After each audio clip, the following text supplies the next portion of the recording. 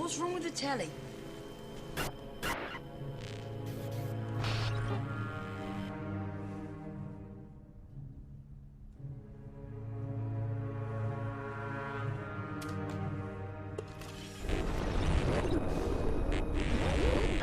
Good evening, London.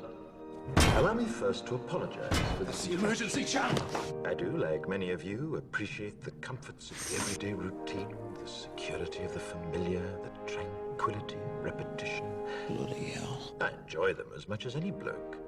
But in the spirit of commemoration, Who's that, Mum? whereby those important events of the past, usually associated with someone's death or the end of some awful bloody struggle, are celebrated with a nice holiday, I thought we could mark this November the 5th, a day that is sadly no longer remembered, by taking some time out of our daily lives to sit down and have a little chat.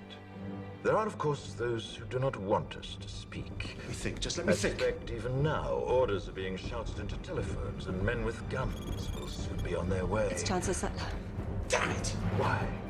Because while the truncheon may be used in lieu of conversation, words will always retain their power. Words offer the means to meaning, and for those who will listen, the enunciation of truth. And the truth is, there is something terribly wrong with this country, isn't there? You designed it, sir. You wanted it foolproof. You told me every television in London. Cruelty and injustice, intolerance and oppression. And where once you had the freedom to object, to think and speak as you saw fit, you now have censors and systems of surveillance coercing your conformity and soliciting Cameras. your submission. We need cameras. How did this happen? Who's to blame? Well, certainly there are those who are more responsible than others, and they will be held accountable. But again, truth be told, if you're looking for the guilty, you need only look into a mirror. I know why you did it. I know you were afraid. Who wouldn't be? War, terror, disease. There were a myriad of problems which conspired to corrupt your reason and rob you of your common sense.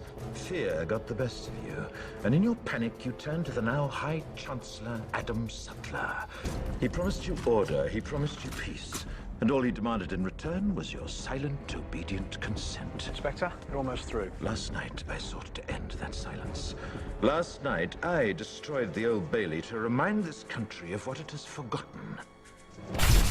More than 400 years ago, a great citizen wished to embed the 5th of November forever in our memory. His hope was to remind the world that fairness, justice, and freedom are more than words. They are perspectives.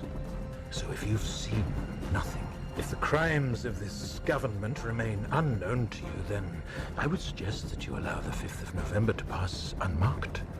But if you see what I see, if you feel as I feel, and if you would seek as I seek, then I ask you to stand beside me 1 year from tonight, outside the gates of Parliament, and together we shall give them a 5th of November that shall never, ever be forgotten.